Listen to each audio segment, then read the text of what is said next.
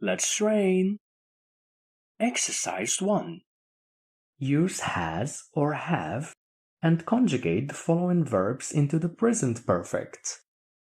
Put the video on pause and do the exercise yourselves. Then let's do it together.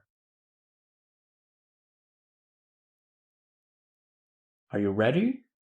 Let's go. Think, has thought or have thought. Good.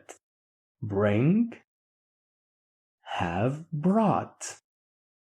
Catch, has caught. Sing, has sung. Excellent. Now let's move on to exercise 2. Conjugate the verbs in between brackets to the adequate tense. Don't forget to put the video on pause, do the exercises yourselves, and then let's do them together. Are you ready? Let's go.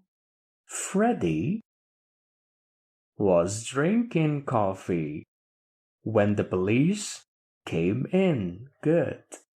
Elliot has been here for a long time because we have 4.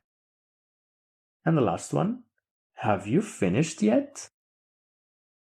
If you understood the exercises, click here to move on to the next chapter. And if you didn't understand anything, restart the training. See you guys next!